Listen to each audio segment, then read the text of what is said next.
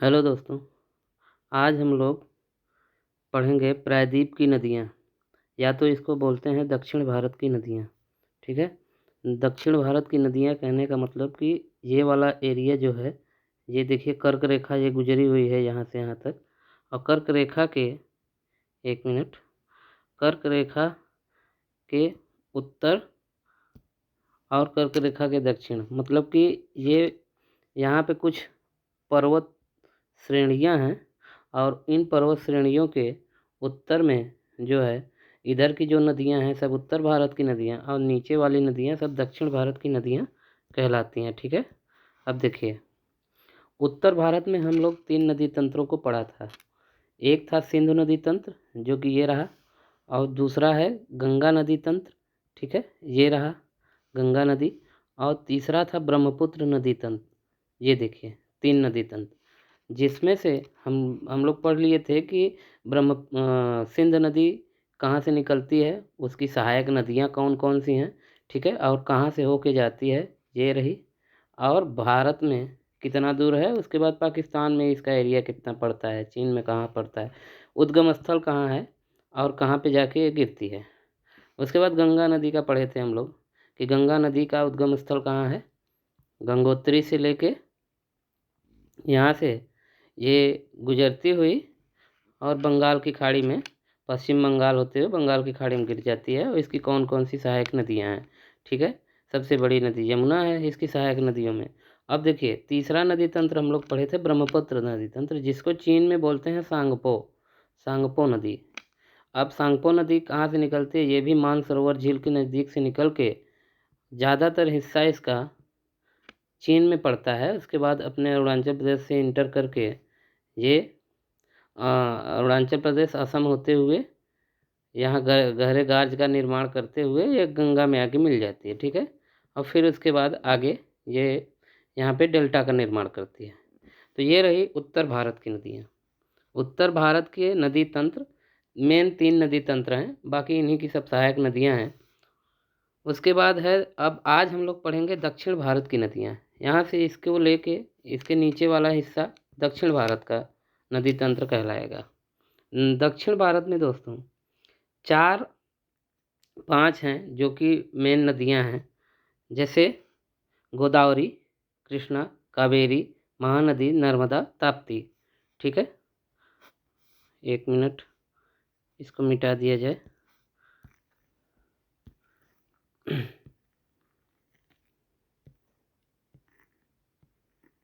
ठीक है, देखिए गोदावरी, गोदावरी,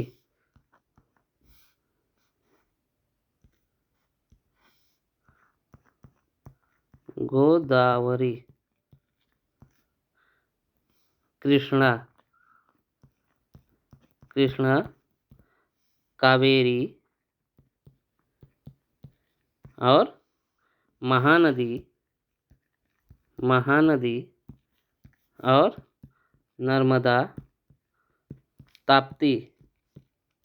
यही नदियां हैं जो कि मुख्य हैं दक्षिण भारत में। 1 2 3 4 5 6 ठीक है, ये 6 नदियां हम लोगों को पढ़ना है जो कि दक्षिण भारत में पड़ती हैं और इनका भी काफ़ी महत्व है। दक्षिण भारत के में इनका काफ़ी योगदान है। अब देखिए, दक्षिण भारत में जैसे अब देखिए, ये इन नदियों में कुछ नदियां हैं जो कि पूर्व की साइड गिरती हैं, पश्चिम से बह के पूरब की साइड आके बंगाल की खाड़ी में गिरती हैं। ये है पूरब, ये है पश्चिम, पश्चिमी घाट और पूर्वी घाट भी है, जानते हैं आप लोग, पिछली क्लासों में हमने बताया है। तो ये पश्चिम से लेके पूरब साइड, और कुछ नदियां ऐसी हैं जो कि पूरब से निकल के पश्चिम साइड की साइड बहती हैं और यहाँ पे अरब सागर में आके मिल जाती हैं। और ये पूरब की साइड जो नदियाँ आती हैं ये डेल्टा का निर्माण कर देती हैं। ठीक है, ऐसे। और जो पश्चिम की साइड नदियाँ आती हैं ये ज्वार नदमुख का निर्माण करती हैं। ज्वार नदमुख, या तो इसको अंग्रेजी में एस्चुरी बोलते हैं। ठीक है, तो ये रही यहाँ की बहने वाली नदियाँ, जो कि पूर्व पश्चिम दोनों साइड बहती हैं। अब देखिए इनमें से हम लोग देखेंगे कि कौन सी नदी पहले नंबर पे हम लोग पढ़ते हैं। जैसे मान लीजिए नर्मदा नदी, ठीक है। नर्मदा नदी की विशेषता ये है दोस्तों कि ये पूरब से निकल के पश्चिम साइड बहती है। दो नदियाँ ऐसी हैं जो कि पूरब से पश्चिम साइड बहती हैं। इसमें से एक है नर्मदा और दूसरी है ताप्ती, ठीक है। अब देखिए इसको ताप्ती या फिर तापी भी बोलते हैं। ये दोनों नदियाँ ऐसी हैं जो कि पूरब से पश्चिम की साइड, यहाँ से लेके इस साइड ऐसे बहती हैं और गुजरात में जाके दोनों नदियाँ मिलती हैं अरब सागर में, ठीक है। अब ये दोनों नदियाँ हो गई नर्मदा ताप्ती। इनकी देखिए नर्मदा की क्या विशेषता है कि ये निकलती है अमरकंटक की पहाड़ी, अमरकंटक की पहाड़ी से निकलती है और समुद्र तक पहुंचने के क्रम में यह नदी बहुत से दर्शनीय स्थलों का निर्माण भी करती है, ठीक है। ये देखिए कहाँ है नर्मदा नदी, देखते हैं है कहाँ। ये देखिए नर्मदा नदी ये रही, ठीक है। ये देखिए अमरकंटक की पहाड़ी से निकल के यहाँ से निकलती है और निकल के ये जाके यहाँ पे मिल जा रही है, ठीक है। ये है नर्मदा नदी। और नर्मदा नदी बीच में रास्ते में बहुत से दर्शनीय स्थलों का निर्माण करती है और बहुत से झरने और जलप्रपातों का निर्माण करती है। जैसे एक नंबर है जबलपुर के निकट धुआंधार प्रपात, इसका निर्माण करती है नर्मदा नदी। ये याद रखिएगा धुआंधार, धुआंधार, ठीक है। ये धुआंधार जलप्रपात का निर्माण नर्मदा नदी करती है, ये जरूर याद रखिएगा। ये जबलपुर मध्य प्रदेश में पड़ता है। जबलपुर में ये धुआंधार का निर्माण करती है।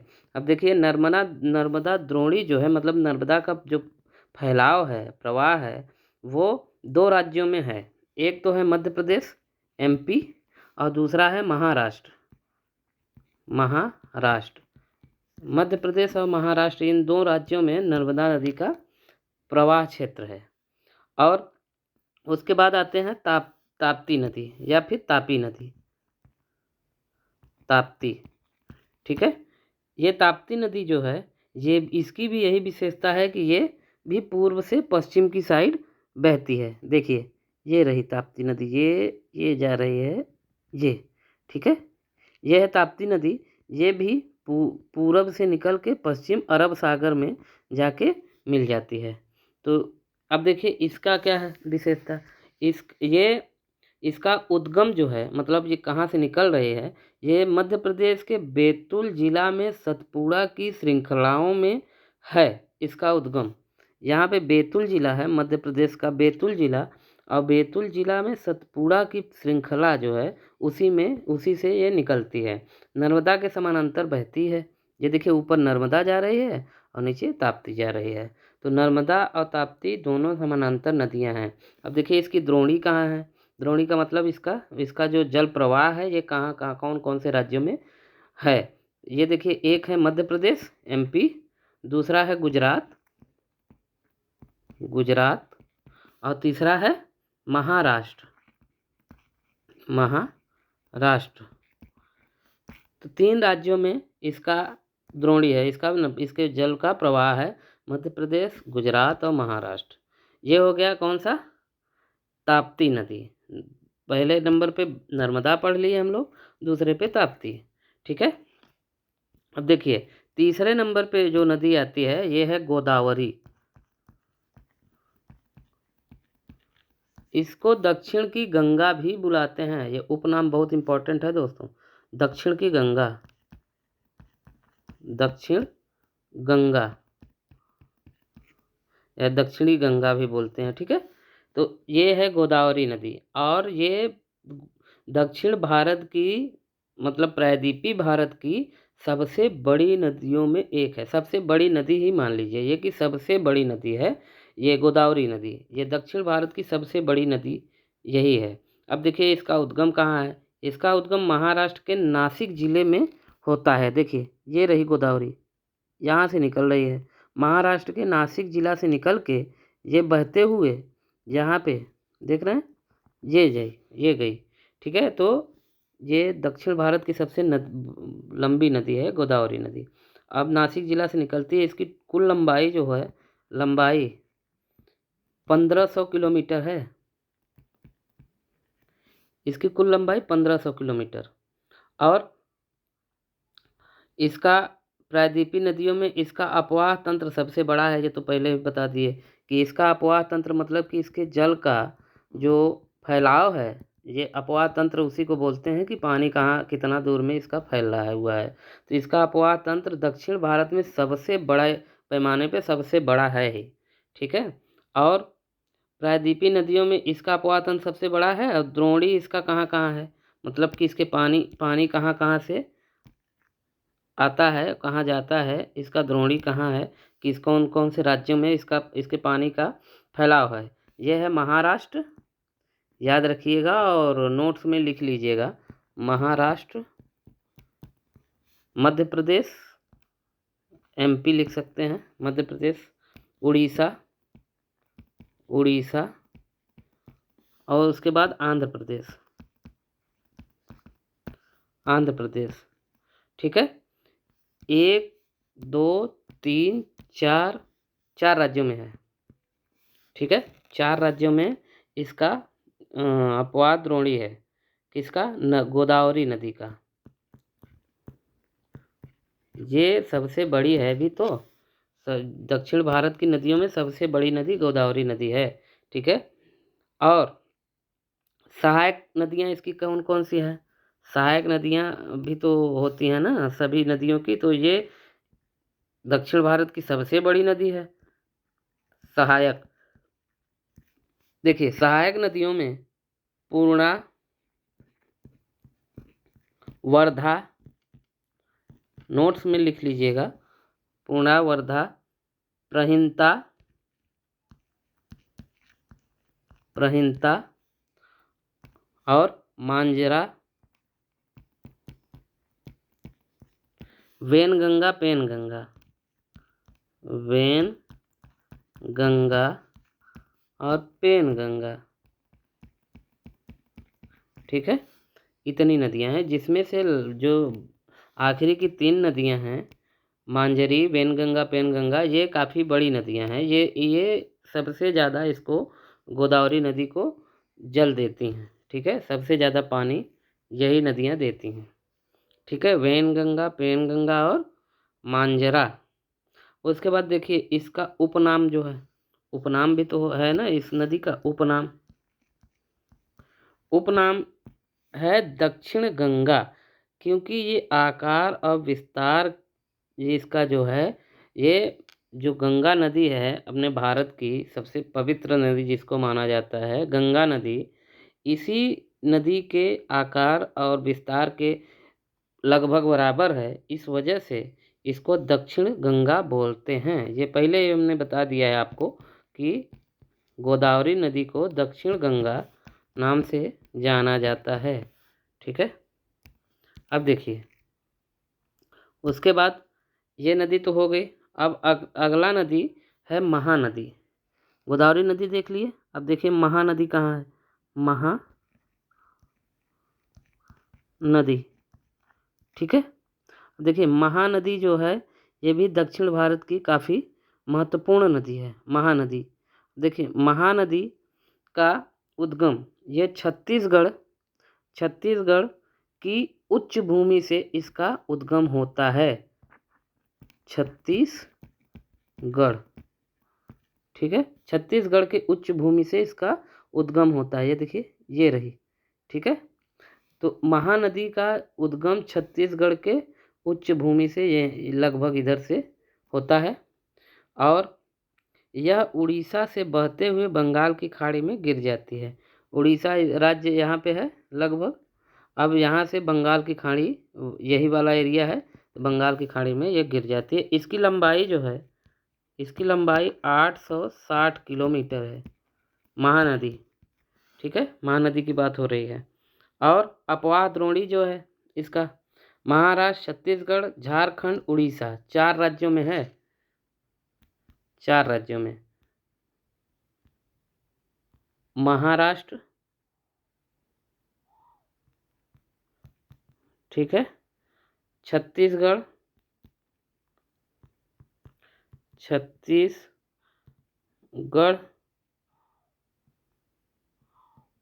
और उड़ीसा, मध्य प्रदेश, मध्य प्रदेश और उड़ीसा,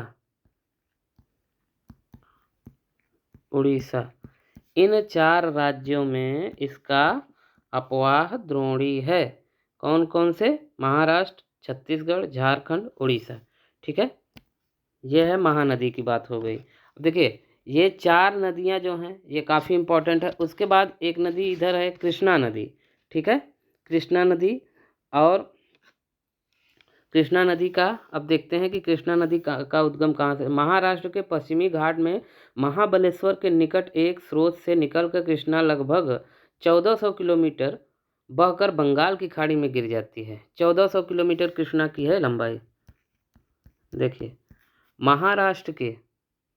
महाराष्ट्र के पश्चिमी घाट में महाबलेश्वर के निकट, देखिए ये रही कृष्णा नदी का उद्गम। महाराष्ट्र के पश्चिमी घाट, ये है पश्चिमी घाट, महाबलेश्वर के निकट इसका स्रोत है जहाँ से ये निकलती है। और 1400 किलोमीटर लंबाई तय करके यह बंगाल की खाड़ी में गिर जाती है।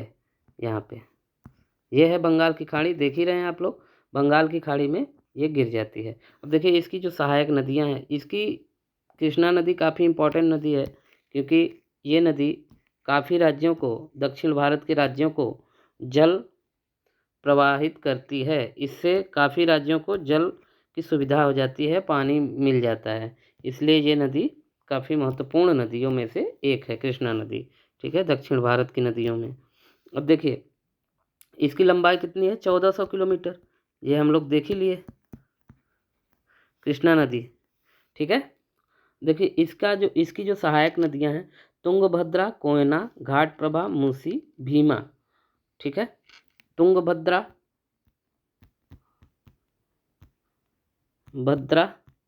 कोयना, घाटप्रभा, मूसी और भीमा, ये नदियां हैं। कौन कौन सी? 1 2 3 4 5। तुंगभद्रा, कोयना, घाटप्रभा, मूसी, भीमा, ये 5 नदियां हैं कृष्णा की सहायक नदियां। और कृष्णा की नदी की लंबाई 1400 किलोमीटर है। ये महाराष्ट्र के महाबलेश्वर के निकट से निकलती हुई है और 1400 किलोमीटर दूरी तय करके बंगाल की खाड़ी में गिर जाती है। ठीक है, अब ये हो गई कृष्णा नदी की बात। अब अगला नंबर है, देखिए इसकी द्रोणी भी देख लेते हैं ना कि इसका फैलाव कहाँ कहाँ है, इसके पानी का, जल का प्रवाह कहाँ कहाँ हो जाता है। तो इसकी द्रोणी है महाराष्ट्र, कर्नाटक, आंध्र प्रदेश, इन 3 राज्यों में इसकी द्रोणी फैली हुई है। महाराष्ट्र, कर्नाटक और आंध्र प्रदेश। देखिए अब अगली नदी कौन सी है? अगली है कावेरी। कृष्णा देख लिए, नीचे देखिए सबसे नीचे में मिलती है हम लोगों की प्यारी सी नदी कावेरी नदी। ठीक है, अब कावेरी नदी की जो उद्गम स्थल है वो पश्चिमी घाट के ब्रह्मगिरी श्रृंखला से निकलती है। पश्चिमी घाट ये रहा, ये पूरा एरिया पश्चिमी घाट है, ये वाला। अब पश्चिमी घाट के ब्रह्मगिरी से ये निकलती है और तमिलनाडु के कुडलूर के दक्षिण में बंगाल की खाड़ी में मिल जाती है। तमिलनाडु ये राज्य ये रहा, इसके कुडलूर के दक्षिण में, ठीक है, कुडलूर के दक्षिण में यहाँ पे ये बंगाल की खाड़ी में मिल जाती है, बंगाल की खाड़ी। अब देखिए इसकी लंबाई जो है, लंबाई 760 किलोमीटर है। सहायक नदी अब देख लेते हैं। सहायक नदियाँ हैं जो अमरावती, भवानी, हेमावती और काबिनी। अमरावती, भवानी, हेमावती, काबिनी। ठीक है। ये 4 सहायक मेन 4 सहायक नदियाँ हैं। और इसका जो अपवाह द्रोणी है कावेरी नदी का, यह है तमिलनाडु, केरल और कर्नाटक। तमिलनाडु, एक मिनट, अपवाह द्रोणी बता रहे हैं, अपवाह द्रोणी तमिलनाडु, केरल और कर्नाटक, ये 3 राज्यों में इसका अपवाह द्रोणी है। ठीक है। अब देखिए, इसके बाद ये दक्षिण भारत की सभी मेन नदियां हम लोग पढ़ लिए। अब ये पढ़ लिए, अब देखते हैं भारत में जो कुछ मेन बातें हैं जो कि नदी से रिलेटेड हैं। वो जैसे भारत में दूसरा सबसे बड़ा जलप्रपात कावेरी नदी बनाती है। कावेरी नदी देख ही रहे हैं आप लोग, कावेरी नदी। अब कावेरी नदी दूसरा सबसे बड़ा जलप्रपात बनाती है। इसको बोलते हैं शिव समुद्रम। शिव समुद्रम आप लोग देखे होंगे, एक मूवी, उसका नाम है बाहुबली। बाहुबली में शिव समुद्रम जलप्रपात का जिक्र किया गया है, उसमें दिखाया गया है, जो कि शिवलिंग को जाके बाहुबली नहलाते हैं, वो शिव समुद्रम ही जलप्रपात है। अब प्रपात द्वारा उत्पादित विद्युत मैसूर, और देखिए शिव समुद्रम प्रपात द्वारा उत्पादित जो बिजली होती है मैसूर, बंगलोर तथा कोलार स्वर्ण रेखा के क्षेत्र में प्रदान की जाती है। ठीक है, इतने क्षेत्रों में ये प्रदान की जाती है। ये हो गया शिव समुद्रम की बात, कावेरी नदी पे जो बनता है। ठीक है। अब अगली क्लास में हम लोग, ये नदी वाला पार्ट हो गया, अगली क्लास में देखेंगे झील। ठीक है, भारत की झीलें।